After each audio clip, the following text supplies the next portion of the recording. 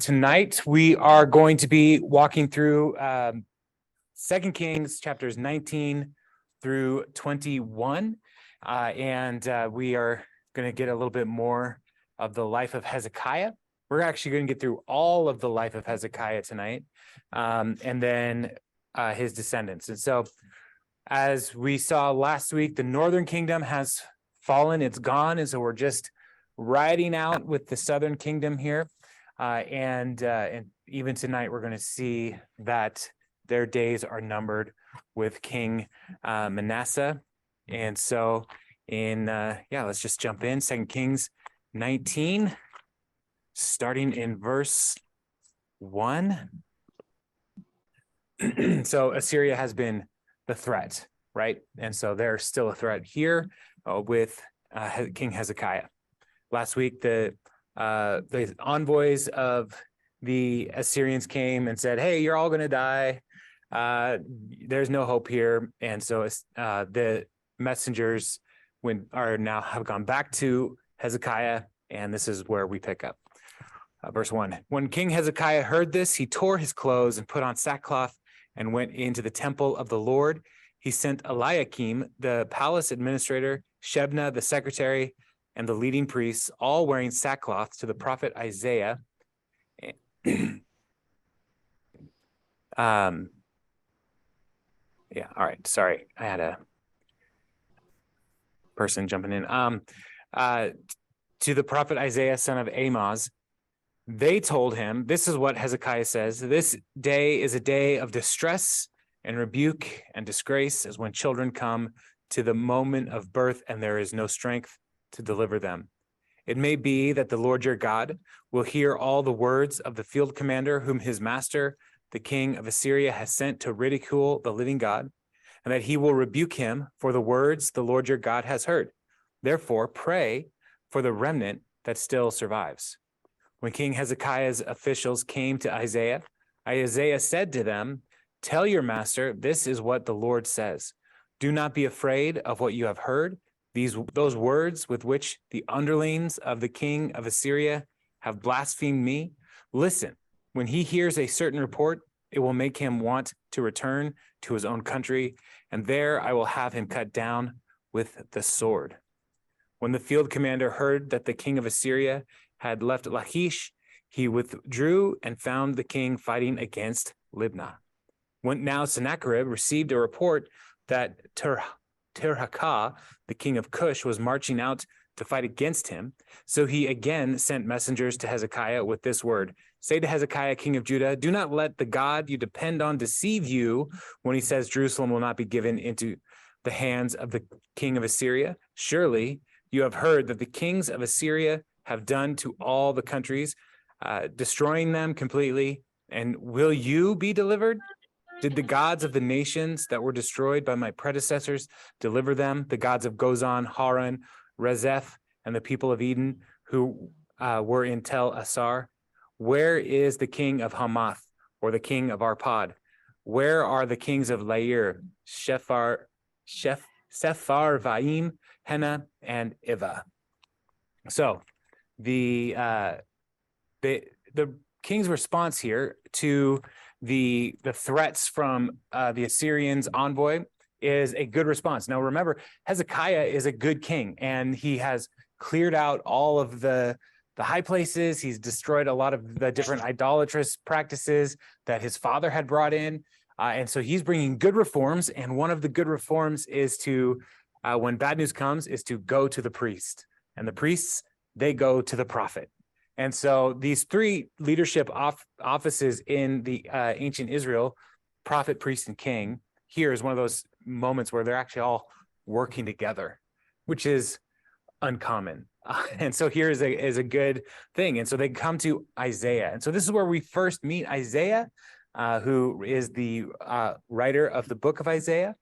And so we are going to, when we jump into Isaiah in a few weeks, we're actually going to see the overlap between Hezekiah's ministry or Hezekiah's reign and Isaiah pretty consistently. And there's going to be some things where like, I thought we just read that, and it will, because some of these bleed over into the book of Isaiah as well. And so going to Isaiah tells them to not worry, which is a surprise. Don't worry about what these people have said. And the way he talks about them, he says, don't those words with which the underlings of the king of Assyria have blasphemed me. And that word for underling in Hebrew can be translated as the king's little boys. Like these are nothing. These are nobodies. You don't got to worry about any of what they say. And so don't worry. And he even says, like, he's going to hear a report, gives him a specific prediction. He's going to hear a report that will lead him to withdraw. And so what happens here is the field commander hears about these attacks, and then Sennacherib hears that the king of Cush, which is like Cush is like the region between Egypt and Ethiopia, and so they're coming north, and so Sennacherib is like, oh, this might be a problem. So he kind of withdraws, but even then, as he's withdrawing, he says, I didn't forget about you, is what these words here is. He's saying, like, don't think that the Lord is going to save you, because I, as the king of Assyria, have come against all of these different nations. And where are they? Where are they? And, one of the things that is interesting is, like, even now as we read this, we don't know. Like, the Assyrians were very good at eliminating people and people groups. And so there's a lot of these different groups that we don't know where they came from or they went, because they were obliterated by these invading armies. And so Sennacherib wants to continue to put more fear in Hezekiah's life and in the king and the nation of Judah, as they're already kind of holding on for dear life at this point. And so sends a letter with this threat. And so Hezekiah's response then in verse 14 is also important, because instead of just cowering in fear, instead of just capitulating to Sennacherib, he prays. And this is something that we have not seen many of the kings do ever. So Hezekiah prays in verse 14. Hezekiah received the letter from the messengers and read it. Then he went up to the temple of the Lord and spread it out before the Lord. And Hezekiah prayed to the Lord. So previously, they asked Isaiah to pray to God. And here we have Hezekiah going to the temple and praying directly. He says, Lord, the God of Israel, enthroned between the cherubim, you alone are God over all the kingdoms of the earth. You have made heaven and earth. Give ear, Lord, and hear. Open your eyes, Lord, and see. Listen to the words Sennacherib has sent to ridicule the living God. It is true, Lord, that the Assyrian kings have laid waste these nations and their lands. They have thrown their gods into the fire and destroyed them, for they were not gods, but only wood and stone fashioned by human hands. Now, Lord, our God, deliver us from his hand, so that all the kingdoms of the earth may know that you alone, Lord, are God. And so in Hezekiah's prayer, there's some important things here. Recognition of the Lord's throne, right? And it says that you are enthroned between the cherubim. Now, the cherubim, as he's talking about, is the Ark of the Covenant. The two angels on the lid, on the mercy seat of the Ark of the Covenant, those are cherubim, and their wings were pointed inward. And so it was essentially like God's footstool. So God doesn't have feet, as we conceive it, but this is the place where he chooses to let his glory dwell, is in the temple in Jerusalem and over the Ark of the Covenant. And so it's like a focal point of just remembering God's election of the nation of Israel, the city of Jerusalem, and the temple and the Ark as his throne. And so he's recognizing, like, you are here among us, and thrown over the cherubim, and then also recognizing, like, his authority over all of the earth. It's not just Jerusalem that he reigns over, even though this is the place he's chosen to let his glory rest.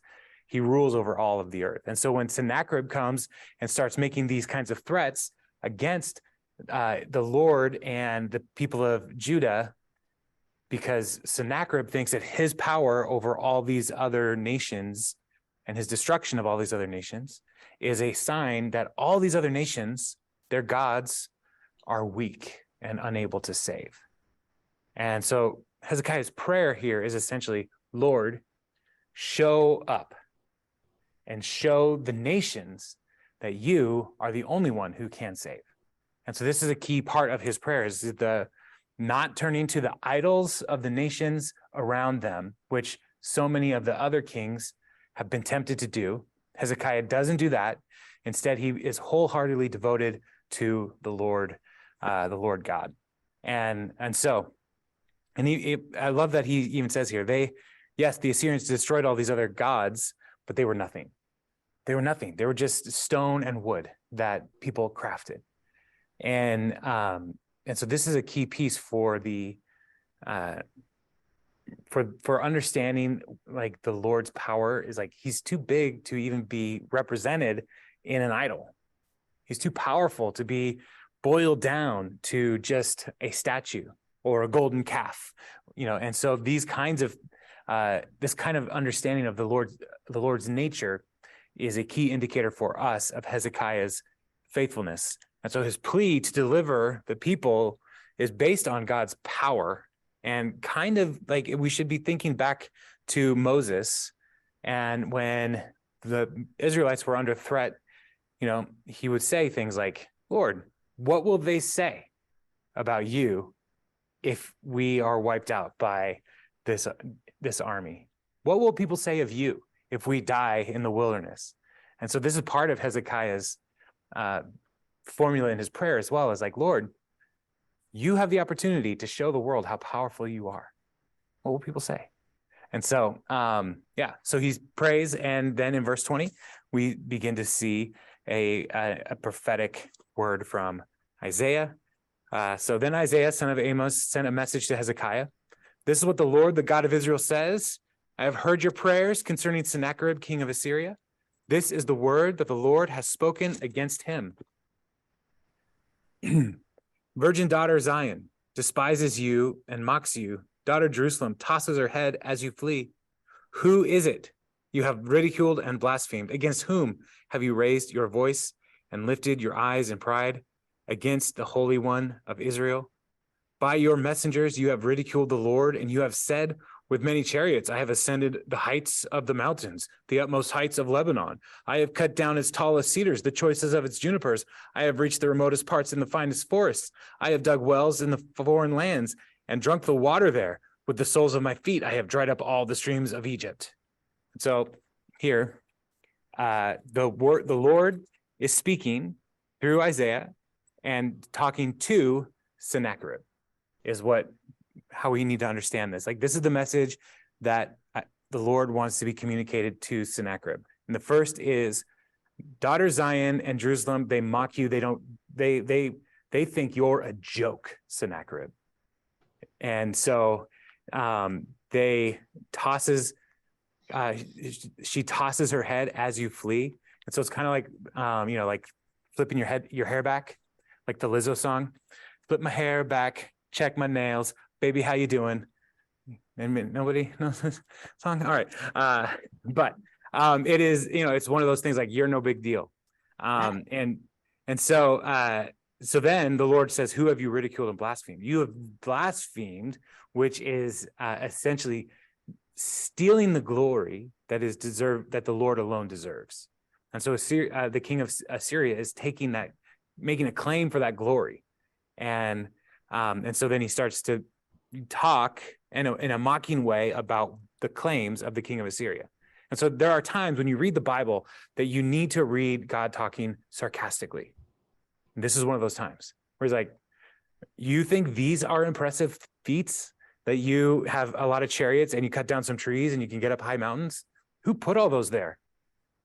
The Lord put all those there. Who put the streams there? The Lord put the streams there. You think just because you can dam up a river, like, we should be impressed by you? And so this is the Lord talking sarcastically to the king of Assyria here. And so then he continues on in verse 25, and now he's talking again. as a warning to the Lord here, or the Lord warning Sennacherib. Have you not heard? Long ago, I ordained it. In days of old, I planned it. Now I have brought it to pass that you have turned fortified cities into piles of stone. Their people drained of power are dismayed and put to shame. They are like plants in the field, like tender green shoots, like grass sprouting on the roof, scorched before it grows up. But I know where you are and when you come and go, and how you rage against me. Because you rage against me, and because your insolence has reached my ears, I will put my hook in your nose and my bit in your mouth, and I will make you return by the way you came. And so the Lord is sovereign. He's sovereign over nations. He's sovereign over peoples. He rules. And he is even saying here, yes, Sennacherib, I have ordained that you would do these things. It's not you who is making these moves. I am making you do those things. And is when he's saying like you went to those cities, but he said, I directed you to do that. You're doing my bidding, Sennacherib. And so then he says, but I know where you come, I know where you go. I have heard your blasphemy, and now I'm going to put my hook in your nose.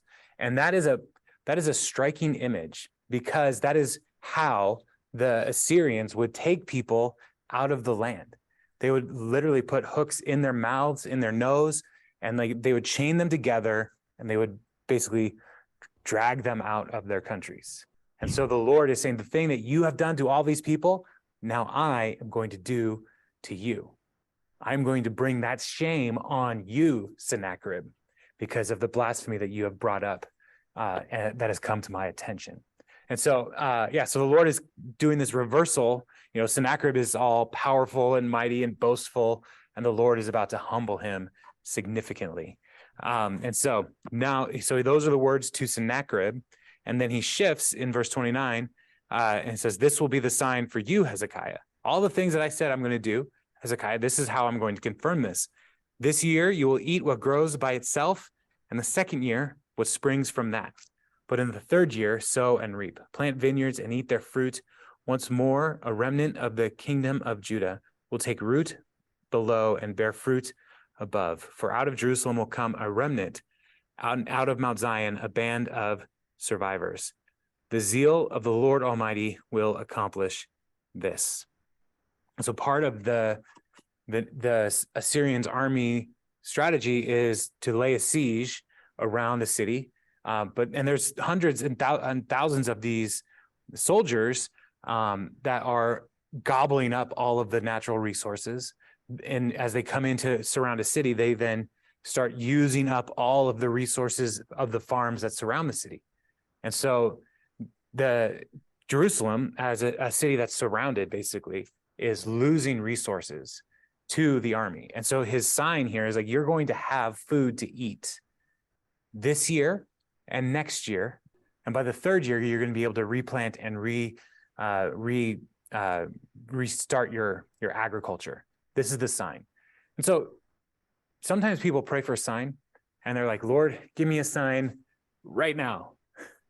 And, you know, the Lord is not in a hurry to give signs. And, you know, part of the reason why this sign is significant is because it forces Hezekiah to trust that the Lord is working in the long term. God is not the God of just quick fixes. And so even though we're going to see that the Lord is going to do something significant here in driving the Assyrians out in just a moment, but Hezekiah needs to have a commitment to the Lord and a confidence in the Lord over the next several years, not just this quick miracle that delivers the people, but the Lord is saying, like, I'm going to do a work that's going to last longer than just this battle right in front of you.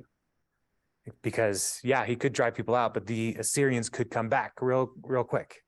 And so he's like, no, you don't have to worry about that. You've got years here ahead of you, is part of what these signs are saying. And then we also start getting this doctrine of the remnant here, of the Lord preserving a small group to continue his purposes. And this is part of this ongoing journey that even in, we read through the exile, there's a remnant of faithful people. As we get into the Gospels and we start to see Jesus like reaching out to people, there are folks in the Jewish community who start putting their faith in Jesus, and they start becoming part of this continuing remnant. Instead of following the ways of the Pharisees, they're this remnant that holds true to God's faithfulness and his plan of redemption. And so remnant thinking is something that God consistently uses small groups to do, to advance his purposes. And so that's a key piece here. And so Judah now is this remnant for the larger nation of Israel. Last week when the northern kingdom was gone, those 10 tribes, we don't really have a strong sense of them coming back and having the same identity as they did before the exile. There are people who managed to keep their family lines because genealogies were a big deal. But like that northern kingdom it's gone. And so Judah really is all that remains. And Jerusalem is all that remains of a lot of Judah, because the Assyrians, the Egyptians, and all these, and the Philistines, they're all kind of working against Jerusalem and Judah and taking land throughout this season here. So we have this promise that the Lord will provide, that he will preserve a remnant, and the zeal of the Lord, the power of the Lord will accomplish this. And then verse 32 says, therefore, this is what the Lord says concerning the king of Assyria. He will not enter this city or shoot an arrow here. He will not come before it with shield or build a siege ramp against it. By the way that he came, he will return. He will not enter this city, declares the Lord. I will defend this city and save it for my sake and for the sake of David, my servant. So that promise to David remains. Through all of Judah's own unfaithfulness and failures, the promise to David is he's still holding on to this up to this point. Verse 35, then that night, the angel of the Lord went out and put to death 185,000 in the Assyrian camp. When the people got up the next morning, there were all the dead bodies. So Sennacherib, king of Assyria, broke camp and withdrew. He returned to Nineveh and stayed there. One day, while he was worshiping in the temple of his god Nisroch, his sons Adremelech and Sharezer killed him with the sword, and they escaped to the land of Ararat, and Esarhaddon, his son, succeeded him as king. So the Lord makes a promise that Sennacherib is never going to come against the city in his full power. Like, he's threatening now. He hasn't put down all of the siege ramps and all the stuff around the wall, but he is like on the move and getting closer and closer and closer.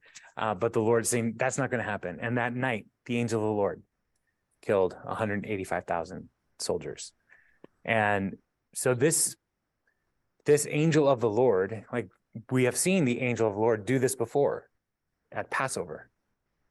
And so this is the same kind of miraculous moment. And just as with the Passover event in the Exodus changed Pharaoh's heart, and he finally released the people of Israel, here Sennacherib has this like overwhelming loss of forces, and he then repents and turns around and goes home.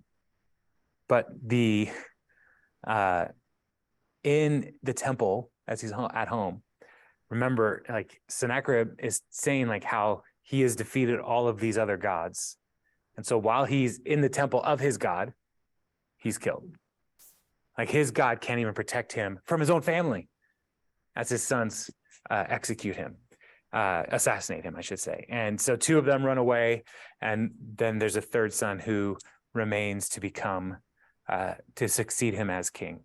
And so the Assyrians will start to diminish over time here. But there is a new threat that will brew in in just a little bit here. So I want to make sure. Yeah. Okay, cool. Covered everything that one needed to cover here. So let's jump over to chapter 20. In those days, Hezekiah became ill and was at the point of death. The prophet Isaiah, son of Amos, went to him and said, "This is what the Lord says, put your house in order because you are going to die. You will not recover," which is intense news. Hezekiah turned his face to the wall and prayed to the Lord, "Remember, Lord, how I have walked before you faithfully and with wholehearted devotion and have done what is good in your eyes." And Hezekiah wept bitterly. Before Isaiah had left the middle court, the word of the Lord came to him. "Go back and tell Hezekiah, the ruler of my people, this is what the Lord, the God of your father David, says. I have heard your prayer and seen your tears. I will heal you. On the third day from now, you will go up to the temple of the Lord. I will add 15 years to your life, and I will deliver you and this city from the hand of the king of Assyria. I will defend this city for my sake and for the sake of my servant David." Then Isaiah said, "Prepare a poultice of figs." They did so and applied it to the boil, and he recovered. Hezekiah had asked Isaiah, "What will be the sign that the Lord will heal me and that I will go up to the temple of the Lord on the third day from now?" Isaiah answered, "This is the Lord's sign to you, that the Lord will do what he has promised. Shall the shadow go forward 10 steps, or shall it go back 10 steps?" "It is a simple matter for the shadow to go forward 10 steps, said Hezekiah. "Rather have it go back 10 steps. Then the prophet Isaiah called on the Lord, and the Lord made the shadow go back the 10 steps it had gone down on the stairway of Ahaz. So Hezekiah is sick to the point of death. We see later there's some kind of skin condition, a boil that probably has gotten infected that is spreading through his body. And so he's sick. Why he got sick, we don't know. We don't get any indication here that he was sinful or rebellious against the Lord. And so sometimes we have to read through scripture and recognize that sometimes things just happen. People just get sick. And so this is where he's at. And Isaiah's message here from the Lord is like, you're going to die, which that's just a real bummer of a message that Isaiah has to bring. And like, yeah, you're not going to die. But again, Hezekiah, when facing certain death, prays. So as he did with this, when the Assyrians were coming against Jerusalem, Hezekiah prayed. Now, as death is knocking on the door of Hezekiah's own body, he prays. And so the Lord comes and says, I hear you, and I will give you more time. And so these 15 years is a significant amount of time.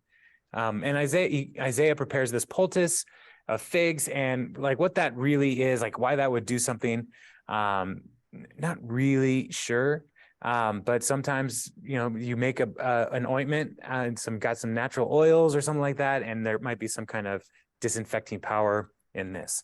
Not totally sure, but there were evidences in other cultures at the time that they would use figs medicinally as well. And so how they knew to do that, I don't know. If you've ever opened up a fig, I don't know why people would want to eat them right out of right off the tree, because they look weird. So here's an alien fruit. But yeah, so they did this, and so that helped him recover. And then he gives this confirmation of a sign that he's going to be healed. And do you want the shadow to go 10 steps forward or 10 steps back? And Hezekiah's like, wow, 10 steps forward is easy. And I don't know if he means it's easier for God to go forward than backwards, quickly, but 10 steps forward over time, that's where the shadow is going to go anyway. And so Hezekiah is asking for a miraculous sign of changing the light 10 steps, however many steps, what that means. Did the Lord add hours to this day in this moment, just as he's adding years to Hezekiah's life? And so this is the parallel here as in his request. And so it all happens just as the Lord had said. And yeah, so makes this shadow go back 10 steps. The stairway of Ahaz is, I'm not really sure what this necessarily was, but most people say there was probably a tower with a sundial on it. And so the sundial was used in the ancient world to tell time.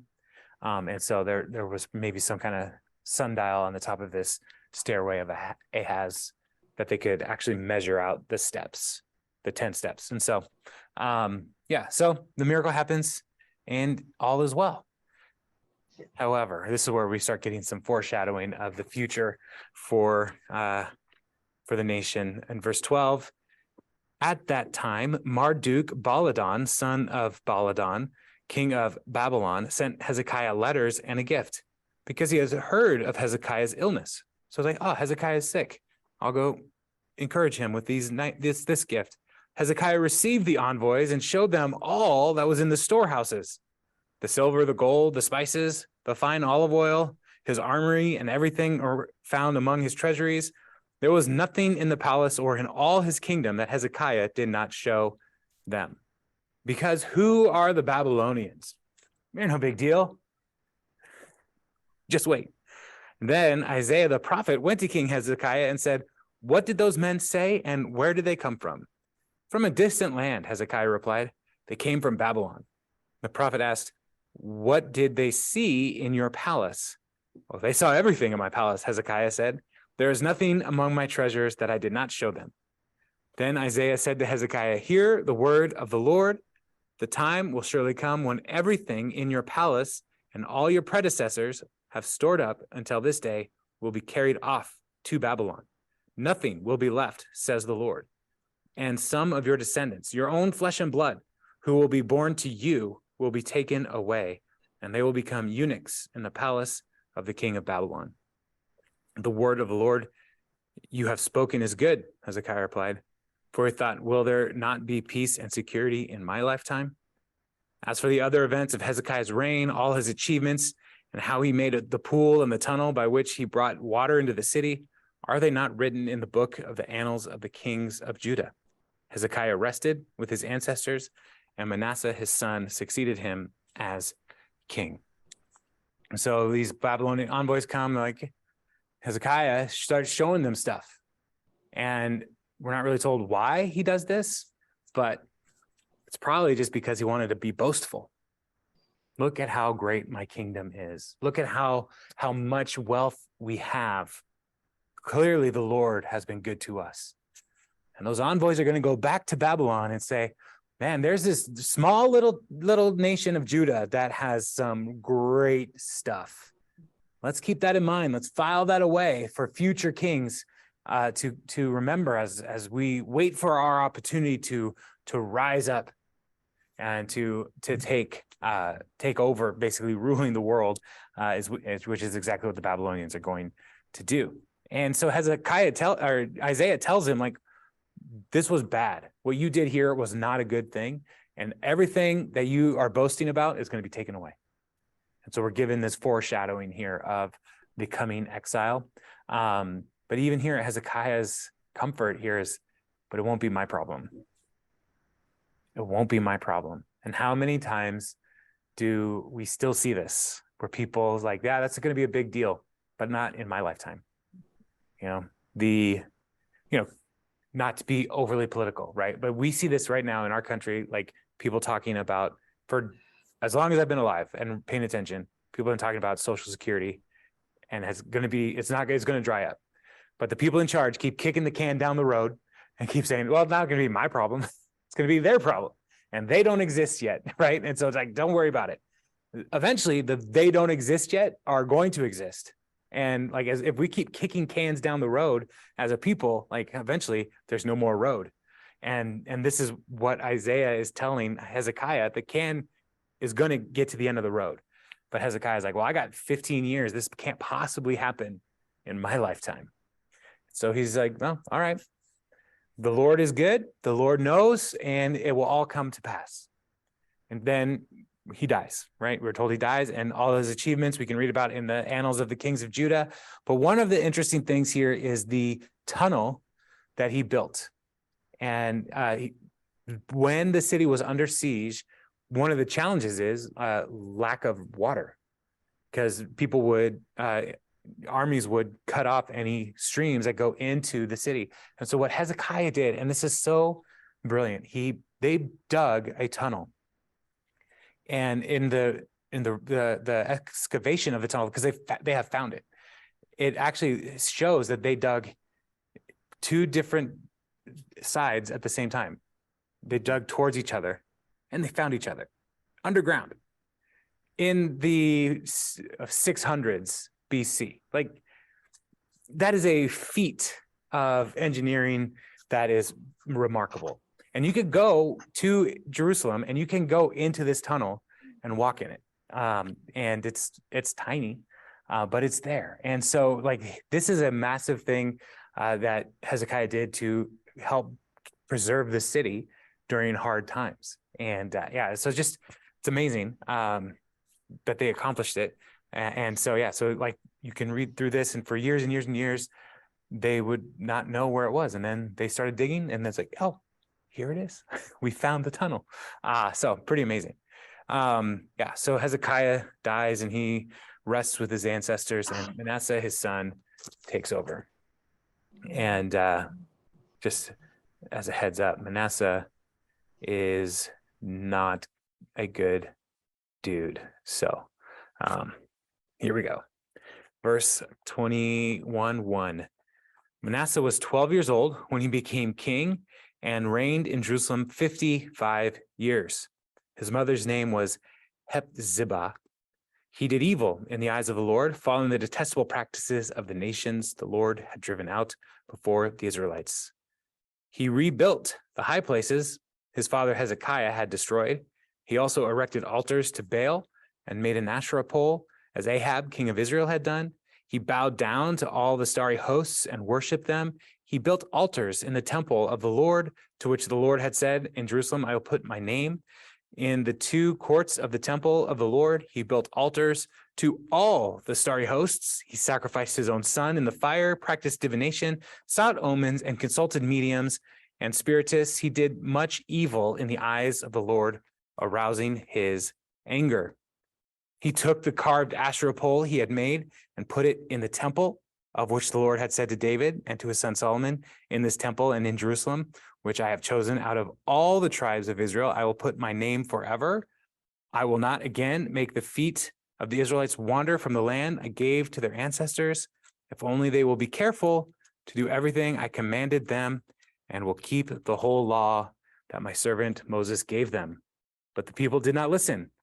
Manasseh led them astray, and so they did more evil than the nations the Lord had destroyed before the Israelites.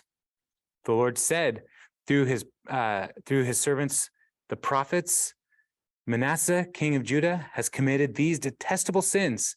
He has done more evil than the Amorites who preceded him, and has led Judah into sin with his idols. Therefore, this is what the Lord, the God of Israel, says. I am going to bring such disaster on Jerusalem and Judah that the ears of everyone who hears of it will tingle. I will stretch out over Jerusalem the measuring line used against Samaria and the plumb line used against the house of Ahab. I will wipe out Jerusalem as one wipes a dish, wiping it and turning it upside down. I will forsake the remnant of my inheritance and give them into the hands of enemies. They will be looted and plundered by all their enemies. They have done evil in my eyes, have aroused my anger from the day of their ancestors came out of Egypt to this day.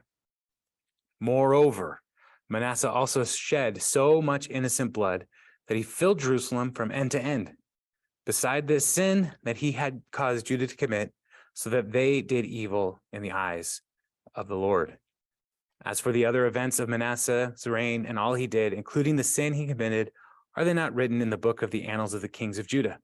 Manasseh rested with his ancestors and was buried in his palace garden, the garden of Uzzah, and Amon, his son, succeeded him as king. Now, I read all of it and without break because I wanted to just kind of get the sense of the piling on that Manasseh did. Manasseh is the worst king in all of Judah, and like going after the patterns of Ahab in particular, who is like the worst king in the northern kingdom, who brought them so much pain and so much brokenness. And so Manasseh is like, yeah, he's done that. Plus, he is just the worst of the kings. And it's so striking after such a good king in Hezekiah. In so many ways, Hezekiah did so much good for the people, and Manasseh just ran the other way. And so part of Manasseh's reign here, what's so troubling is like, he's so bad and he has the longest reign of any of the kings, 55 years.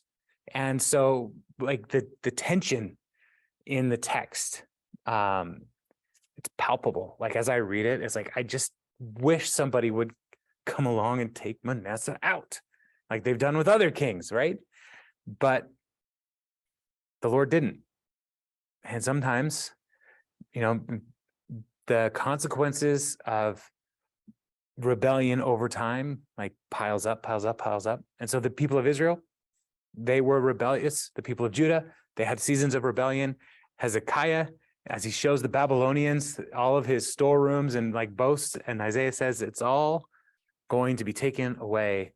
Manasseh is the one who really seals the deal.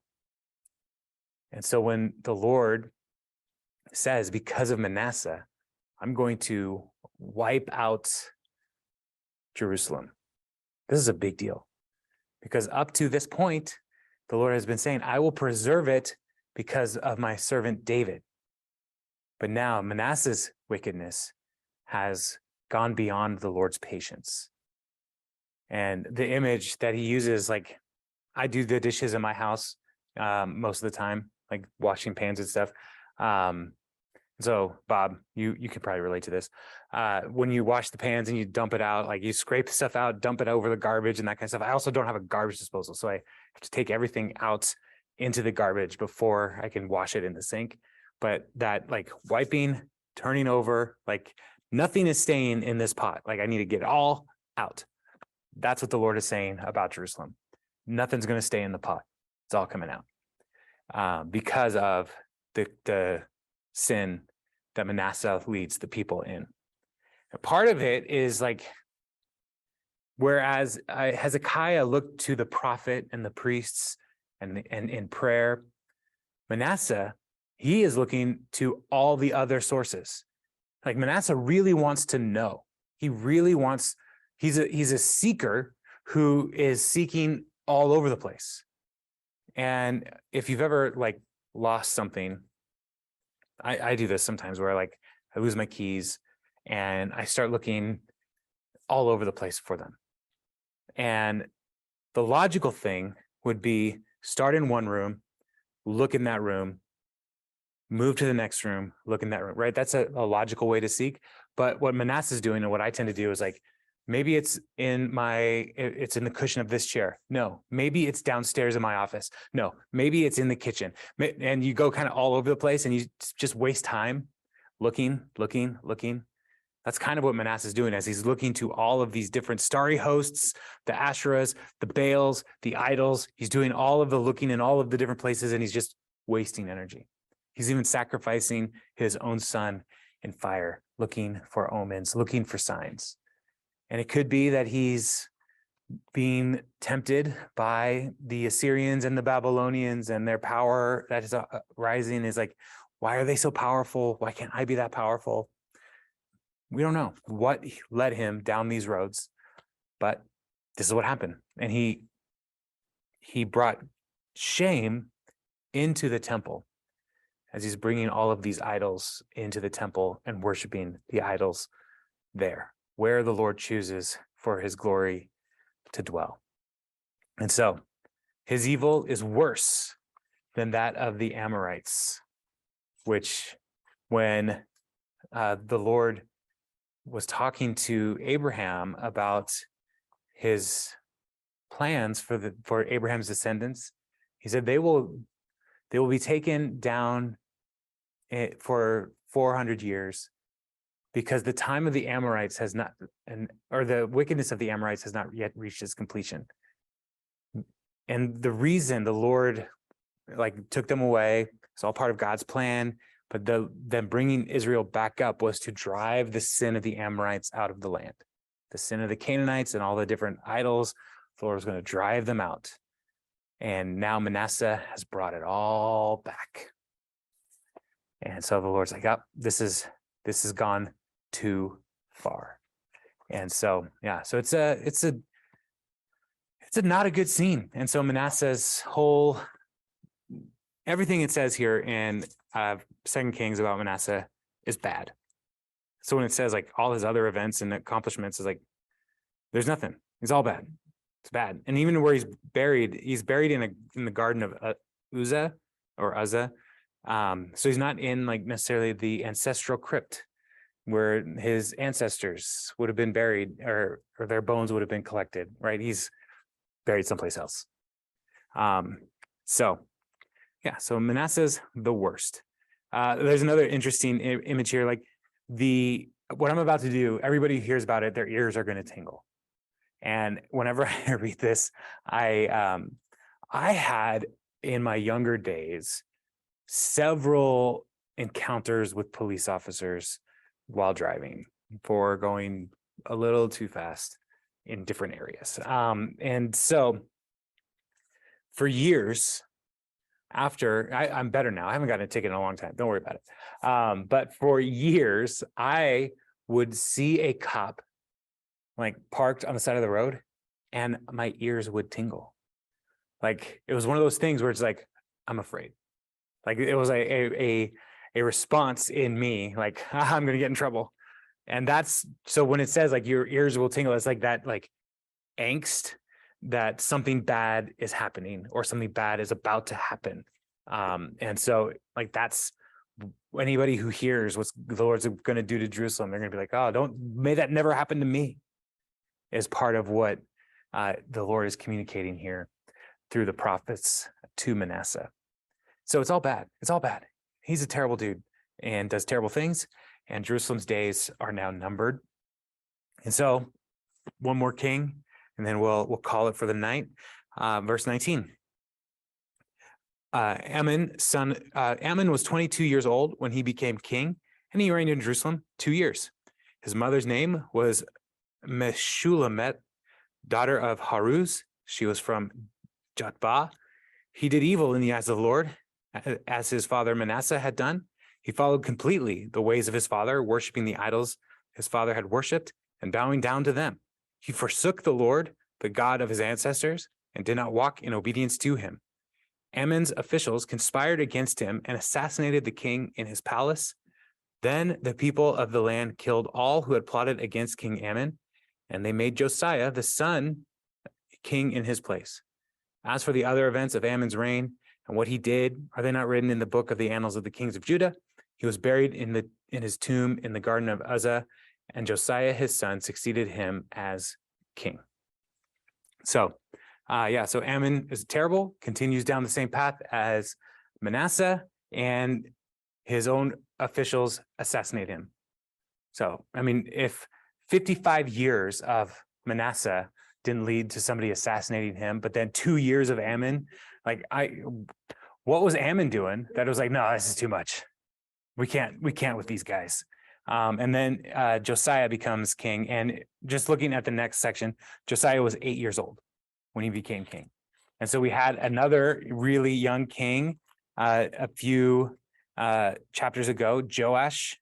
And Joash repairs the temple as he has the priest kind of guiding his leadership.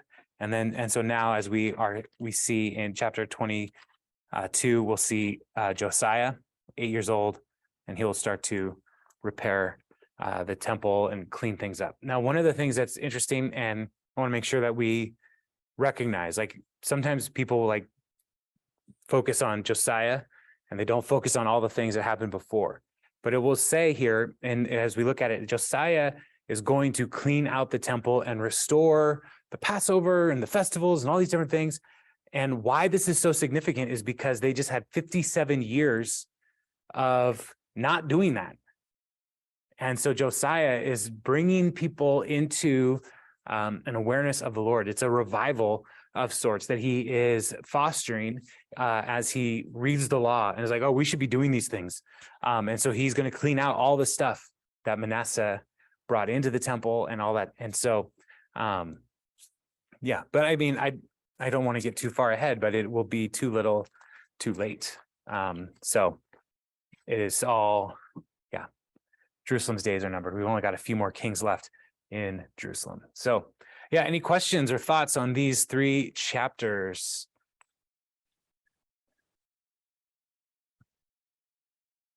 No? I have one. Oh, Jane, excellent. Manasseh, was he the first one to bring the Asherah pole into the temple?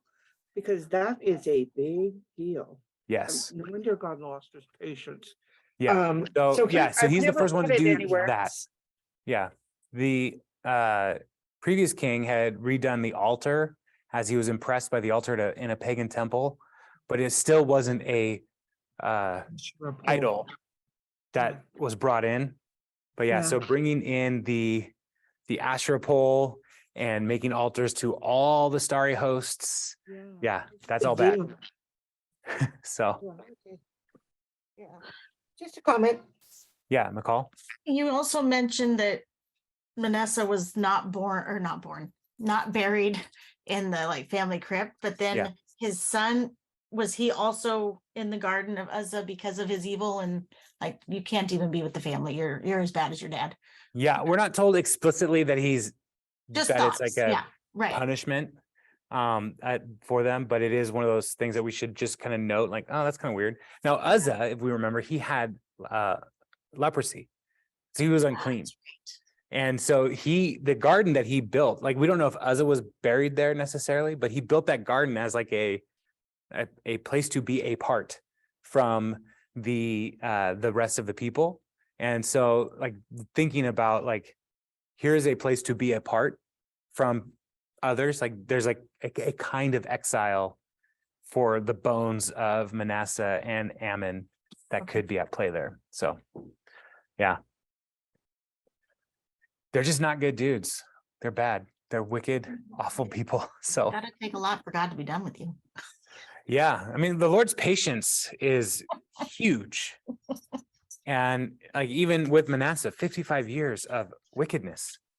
But yeah, somehow that guy just held on, and nobody tried to take him out. I just don't understand this. The ancient world, we read about all these assassinations happening, and nobody was like, yeah, we should get rid of Manasseh. I will have questions about that for the rest of my life.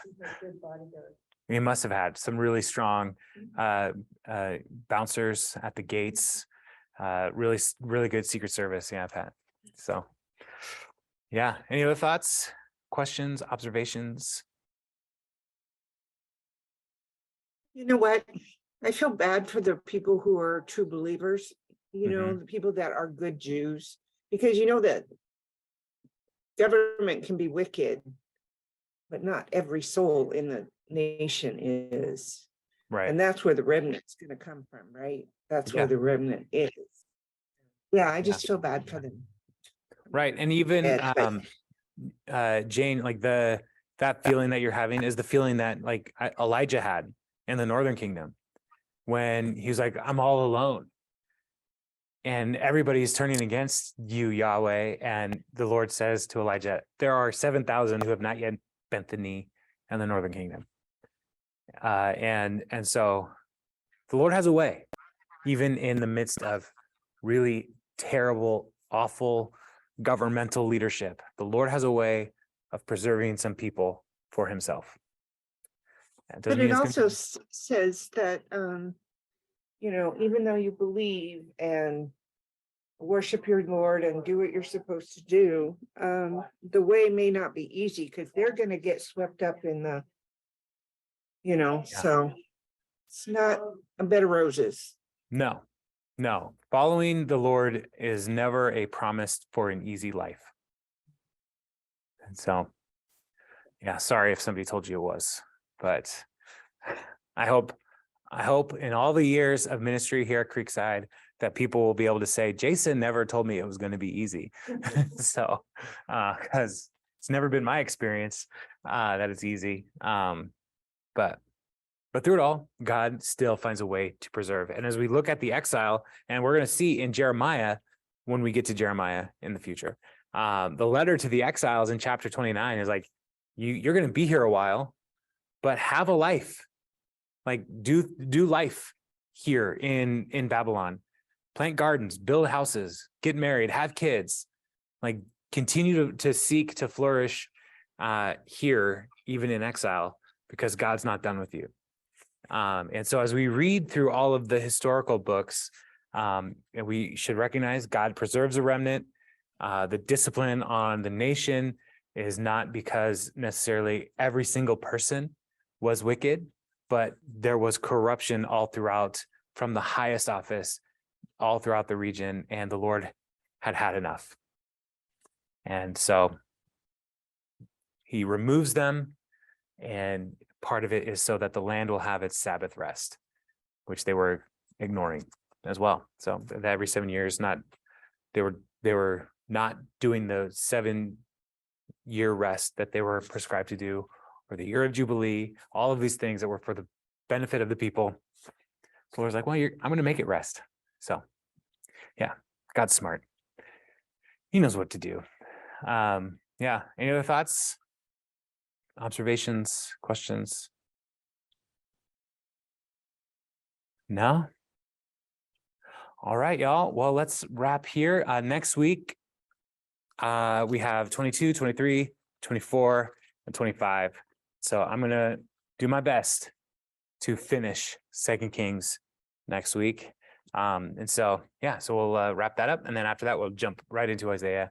It'll be a super fun time. So y'all have a good night, and I'll see you Sunday.